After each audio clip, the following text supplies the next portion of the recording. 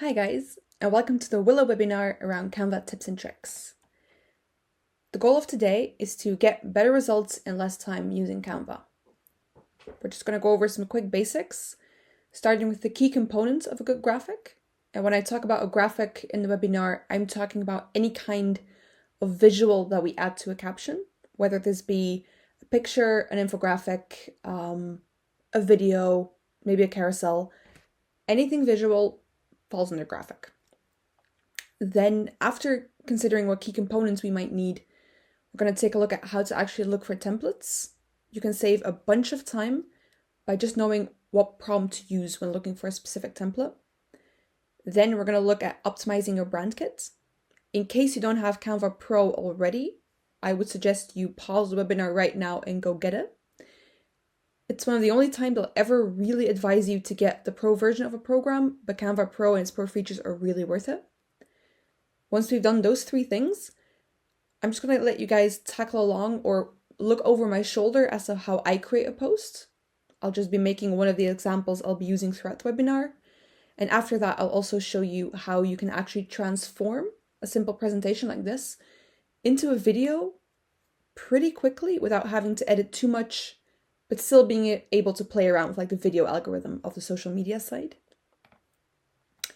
So to get started, the key components of a good graphic. The most important part before we start making a graphic is asking ourselves, like, what information really needs to be on there? What information is key to getting our message across? And which information, if left out, actually still leaves the message intact?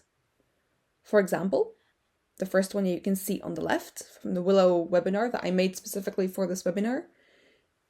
There is a title, there is the date and the practical information, and just a picture about what it's about. Same thing for the job vacancy, big bold title, a little bit of text. In all three of these, I could have added a lot more text. I could have added a bunch more small details, extra fun things to know, but it wouldn't really have added any extra value to the post itself, to the visual itself. So when making a visual, try to remember that, especially for LinkedIn and Facebook marketing, the image is just there to actually help the content, make it visibly appealing, but that's its only function. There's no necessity to actually post a graphic with it as well. So it's really just there to help the caption get across in a visual way. Let's take a little bit of more in-depth look as to what should be on every kind of post. So for an event post, I want to see a big bold title. Pretty much all of these examples have a big bold title. Aside from that, especially when talking about an event, I want to see a logo. I want to know who's hosting this event. If maybe in this example, Willow would be hosting the webinar. Let's say we also have an external speaker from another company. We could have added another extra logo, maybe in the bottom left corner or even top left, depending on your preference. Practical information. Put that in the visual, make it very clear when the event will be, what time it will be, the exact location if you already know it. Put it in the visual. It's an easy way that if afterwards you forgot the specific time, you can just go look up the post. And you don't really have to skim through the entire text, you can just look at the visual. And then lastly, I always recommend putting in some kind of image of the event.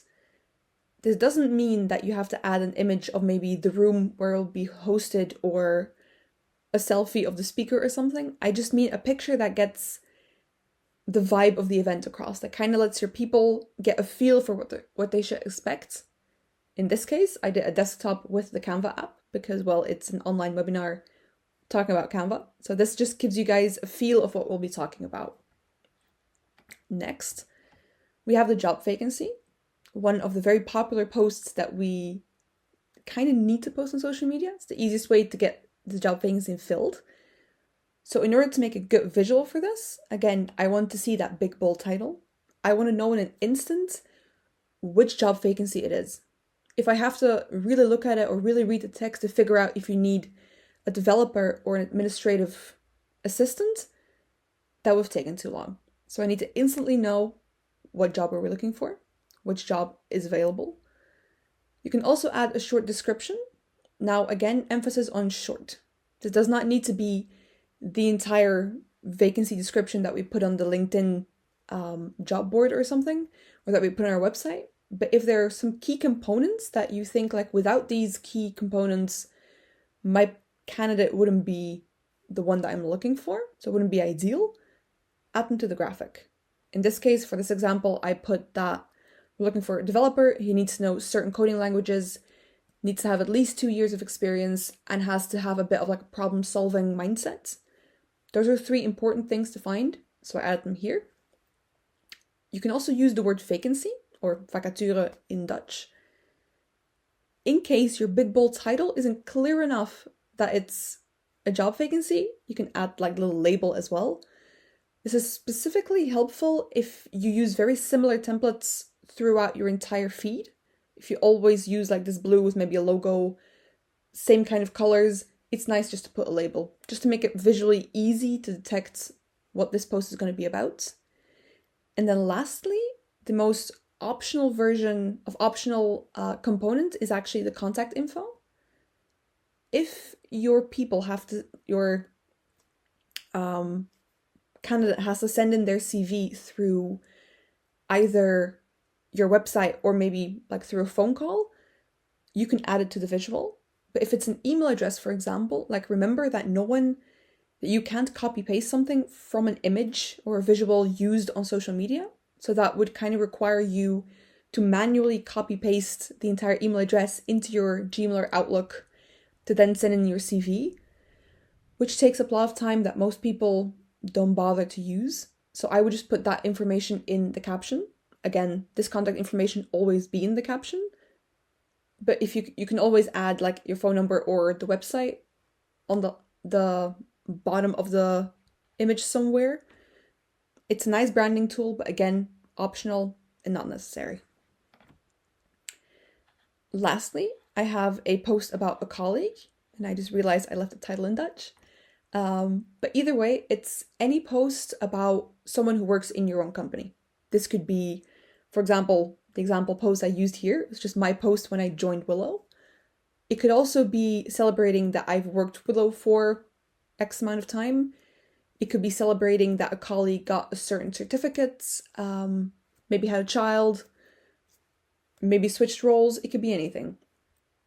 What we need for these kind of posts is, first of all, keep it simple. This is one of the posts where we tend to add too much information. So just try to stick to the name of the colleague, which we always want to see. Either the job title or new title if it's a promotion, or the title of the certificate that they got. Maybe like, for example, if they got married, you say name and then got married. Something along those lines. A picture of the colleague, like make us feel the connection with the person. It's very nice to read like, oh, this person joined Willow, like I joined Willow, for example. But if you don't see my picture, it doesn't add much value to post this. It's because of the picture that we make a human connection to see like, oh, it's so nice, like congratulations, that the picture actually does well, or the post does better. So add that picture, and of course add your logo. Now this is a good example of switching around where you put your logo. I prefer top right, always, but in this case it would have made the post too busy, because it looks better like this, so we just put it in bottom right. So move that logo around where needed. Another example is if maybe your usual corner for our logo and example was too dark. So if you put a dark logo on top of dark background, you wouldn't have seen it, so move it around. But feel free to play around with it. But once you pick a side, try to stick to it. Try to stick to your usual corner, unless you have like a valid reason to move it.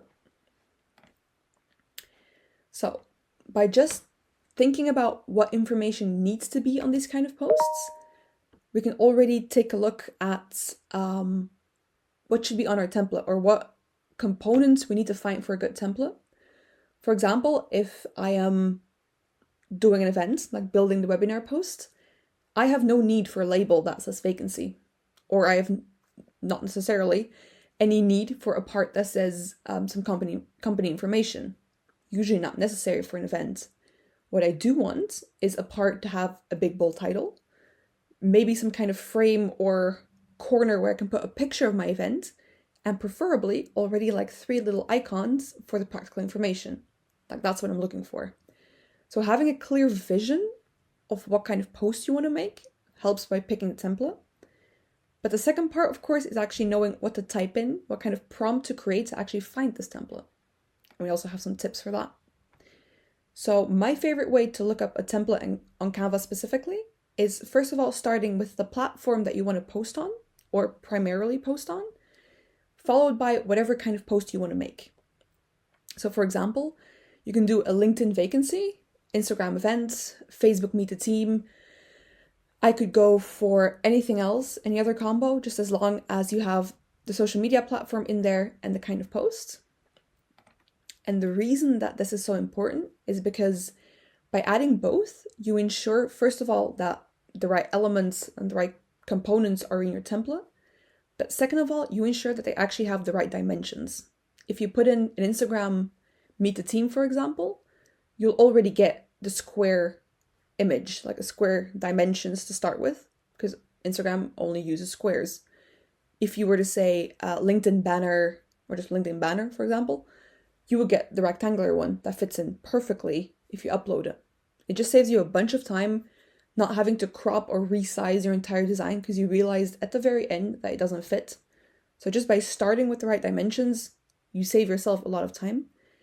A little pro tip I put in here as well. If you plan to post on LinkedIn, Instagram, and Facebook at the same time, like I prefer to do on Willow, use the square format. The square format goes on any social media platform, so you can just download it one time and just upload it in the exact same caption.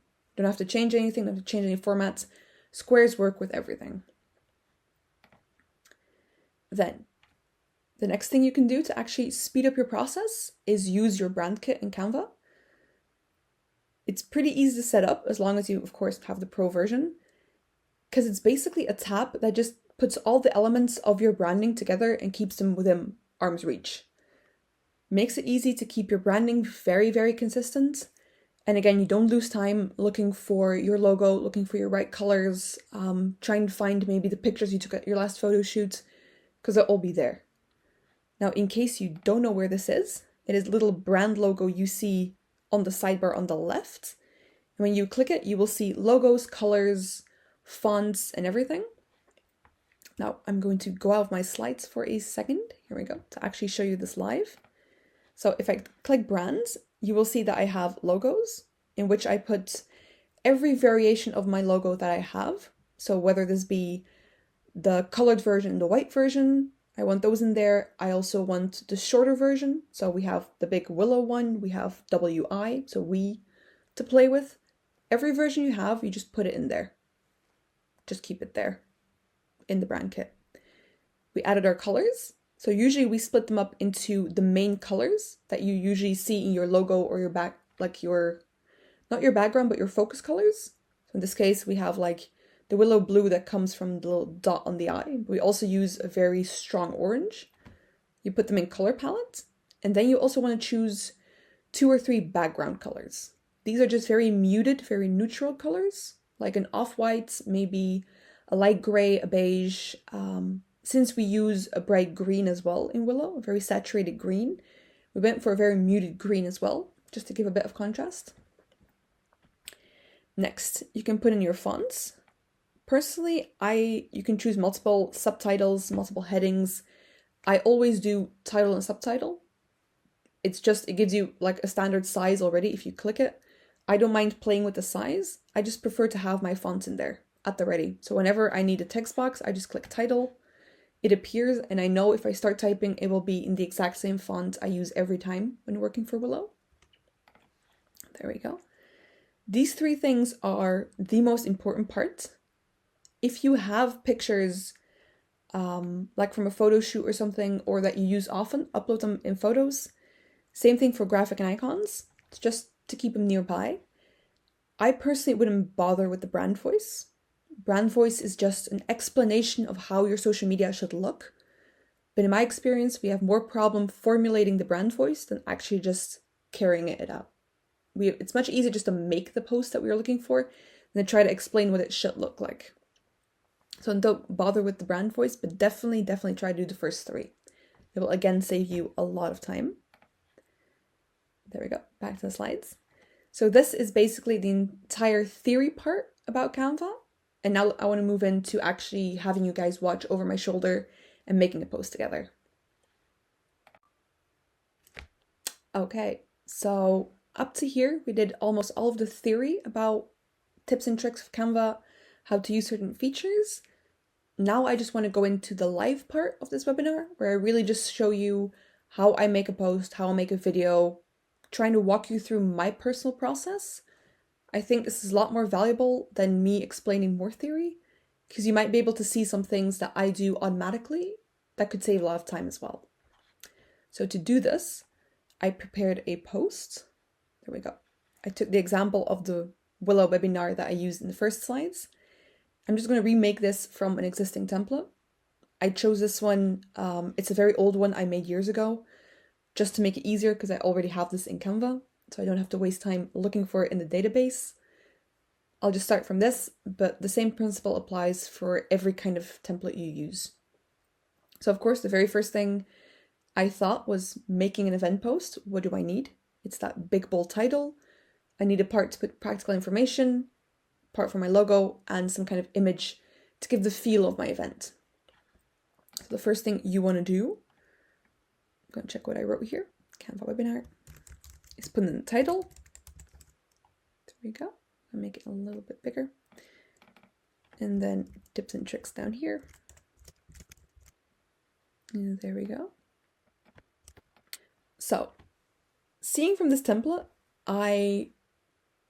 before recording this, I played around with adding different images to the frame here that you see down here. But in almost every single case, I didn't like the outcome. So I'm just going to decide to scrap this and put something else in there instead. My tip about thinking about what should be on your post is specifically for making sure the necessary elements are there. But like in this case, it could happen that there's an element that we're not going to use. But it's so much easier just to scratch a certain element and have to add it back in later.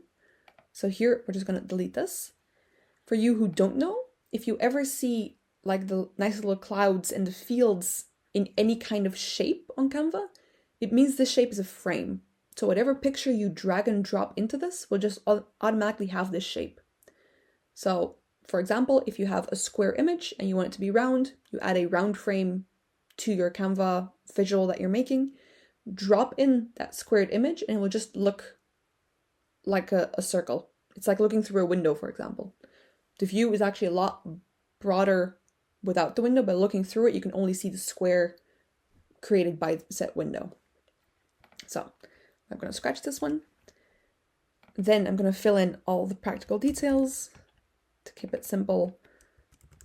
I'm just going to quickly put in the basics. There we go. The first thing I want to do is make sure that none of my text boxes are too big. The reason for this is if you later decide to move around an element and you don't realize that your text box is too big for the element itself, you might think that you're grabbing, for example, your logo, but you might accidentally be grabbing your text box instead and just be moving everything around, and just creates unnecessary chaos. So don't make them bigger than they need to be. Make sure they're the correct size to start working with. My second biggest tip to start when especially using little elements like this is please group them together. I'm just going to zoom in a little bit that you guys can see. How do you group something? You click one element, press down your shift key. So click element, shift, click the next one. Then you'll see the option appear that says group. If I do this, this automatically just becomes one element to move around, which again makes it a lot easier because then you can make sure that the space in between here will stay the same for all of these. I'm just going to repeat this. Click, hold shift, click the next one and group. This one isn't centered yet. There we go. And there we go. So now I just hit the first element. I can also do this by just hitting the words first. There is no order in which you need to do this. Hold down shift, click the element and group. Now, as you saw in my original example, I'm going to put in this desktop frame. So I need to move these guys up, which is pretty easy to do. And again, because these are cropped to precision, My text boxes aren't bigger than necessary. It's so much easier to align these properly. There we go. Now, I'm happy with the distance between these because they're all will now all be equal. Again, because my text boxes are the right size. So I can do the exact same thing using the groups itself. So I just click all three of them and then hit group. And now they just become one big element, making it a lot easier to move around. And now since we decided to move the frame down here out of the way, there is no reason to actually keep this left aligned. So just for aesthetic reasons, I will move this to the center. There we go. Then I'm going to add my frame. So I know by heart that it's called a desktop computer frame. So I can just type in any kind of size or shape I want. I can also do circle, rectangle, cylinder, for like anything you can imagine you can try. And then you just filter on frames on top. There we go. And then we just choose the one we need. Just going to make it a tiny bit smaller. There we go. Put it in there. And as you can see, it has these clouds and little green field, meaning that it's a frame to use. So now I'm going to upload the correct picture, which I should have in my uploads somewhere. There we go. It's just a picture of my own Canva. Voila. Then the only thing left to do is change out the logo, of course. Don't forget this, since most templates come with a pre-made section to put your logo with an actual element in there already. So don't make the mistake of accidentally using the wrong logo in there. There we go. Take the willow one, put it up, and that's pretty much it. That's how I make almost all of my Canva templates. I start from a template and just rework it where necessary. Now there are times where I think, okay, I love like the top layer here, but I'm not really feeling the background, which can happen a lot. So in that case, you can play around with this as well. Another cool trick I like to use is instead of putting a picture to give the feeling in the front, to actually just put this in the background. And the easiest way to do this, just to look up a picture of the event. So just for funsies, let's pretend that we're doing a workshop around cupcakes, just because I love cupcakes. You pick a picture of whatever you think will give the feeling of your event the best. I would just like this picture. You get it to size for your template. There you go. Again, I'm using the square here so I can actually post it on any platform. And then I just like to add a regular element, so just a square right on top of this over the entire thing. So if it was a LinkedIn banner, I would just do the entire rectangle. Go to colors all the way over here. And then scroll down to where you find the photo colors. And you want to look for the actual background picture that you used. And then just select one that you think looks prettiest. I'm going to go for this muted pink. And then you want to turn down the opacity until you see your background picture. And in this way, we're actually doing the exact same thing as up here with like the skyscrapers in the background. It's the exact same principle, but with any other picture. So this is another way to add some more depth into your post as well, and also give that feeling of the event by just taking a picture that refers to the event, putting a shape on top of it, and then lowering the opacity and changing the color to kind of match the rest of the picture.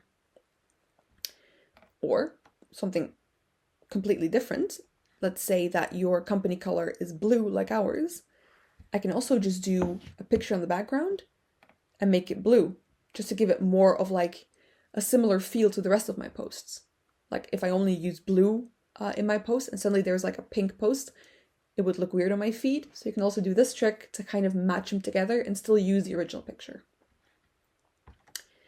So this is how I build up my posts. Now to go back to my original slides, the second part I wanted to talk about is how to actually turn regular elements like this or regular graphics like this into a video.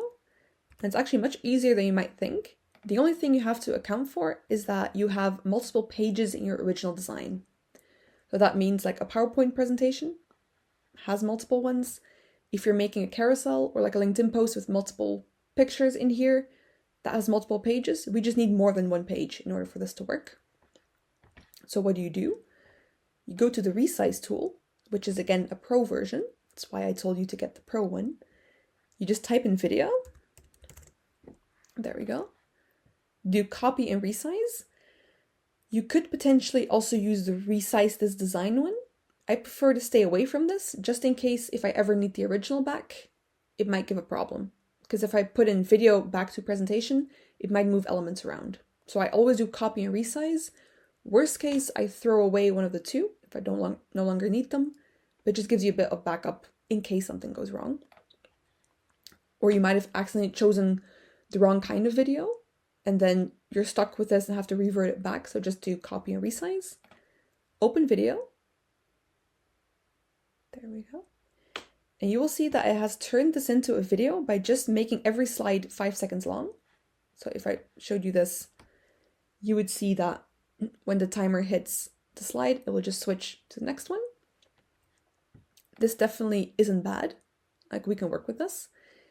But there was a couple small things we can do to make it look just a little bit neater, a little bit better to actually post on social media.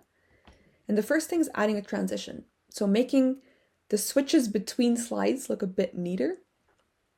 You do this by just hovering between two slides. You see two options appear. You have add a page, which will just add like a blank presentation page. And the bottom one's add a transition. So we want to use this one. Click. And then we can just play around with what looks nicest. They're all pretty cool. They all give a lot of dimension. I think I'm going to go with flow for this one. Once you click one you like, you can also choose how long it should take or in which direction it should flow. Play around with this a little bit. The more dynamic the transition, so the more movement it creates, the more you're going to have to play around with the seconds. Especially like this one, like flow, stack, line wipes. I tend to slow these down just to make it a little bit easier on the eyes. There we go. Makes it nicer. If you're using something like circle wipe or dissolve, this doesn't necessarily have to change. You can stay at 1.5. It'll be completely fine because it's not super dynamic. But if there are huge movements, I would definitely recommend giving it a bit more time to actually transition. And then we do the exact same thing for every single slide. For this big amount of slides, you can actually use one or two extra transitions just to put in a bit more dynamic, but don't go crazy. We're not trying to make a PowerPoint presentation from 2010 with all the fun effects behind them, just a nice video. So just choose transitions that look nice. If you're scared of being too crazy, just use the same one all over. And the second thing we can do is actually add a bit of music in the background. So you do that by just clicking the audio button, just clicking on this little gray rectangle down here, and you will see the music and audio section pop up. You can always find it at the bottom here. So you have brands, which used to be down here. You just scroll down, you'll find audio. For any kind of video that we're making that has educational content in there or has a lot of words to read, just to put it simply, try to go for an instrumental. Especially if, for example, the PowerPoint or the slides that we're using are in Dutch and we put some English music behind this. If you speak both languages or if you know the song, your brain will go haywire. It will not know which one to listen to or which information to take in. So if we're giving a lot of educational content, use something with only instruments, which you can just do by filtering on instrumentals. If it's a video of just pictures moving by, it's just pictures maybe of a team building or a fun photo shoot just to show them off a bit, then feel free to add some like sung music, like give it a good tune that everyone knows, makes it fun to watch. In this case, I'm going to go for an instrumental, so filter on this. I'm just going to use the first one. You can always listen to a preview by using the play button. If you found one you like, you just click it and it appears down here. So the first thing you want to do is make sure that the little rectangle starts right where your other slides start. Otherwise, your video might start without music. And once that's finished, that's all lined up perfectly, we're going to play around with the volume. Because like I said, educational posts, even if there is not any sung words in this, like if it's just instruments, it still shouldn't be the main focus of the video. The words in the video is what we want people to focus on. So we want to turn this down to around like 10 to 15 is usually my sweet spot that I like to use. But again, listen to it, like play it. I'm not going to do this for the sake of the video. Play, listen to your preview, and if you still think it's too loud, turn it down.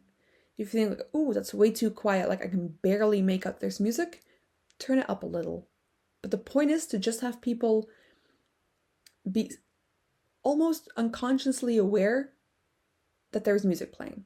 So if they focus like, oh, there's a tune in the background, just to give it more dimension, but not to actually add any extra value. Like the value doesn't come from the music, it comes from the words in the slides. So play around with that. And once you're happy with those two things, and you've actually added the rest of your transitions, of course, the video is basically finished. That's all you need to do to turn slides into a video. You can just hit share, download, and then download it as a video. And once it's actually downloaded on your desktop, you just move it into the Willow tool, upload it as a video, and that's all there is to it. Like that's all you could do, or all you have to do to turn just a blank static image into a video. Now, of course, you have other videos as well, things like testimonials, voiceovers, those big kind of videos. I could fill an entire new webinar with just video content. So for the sake of keeping this one short, I just added this kind of video, but I'll probably look into teaching you guys how to make other videos as well. Either way, if you were there live on the webinar, thank you so much for joining. If you're watching this now, of course, thank you for watching, and keep an eye out for our next webinar, which will be at February 20th. Okay, thanks for watching. Bye.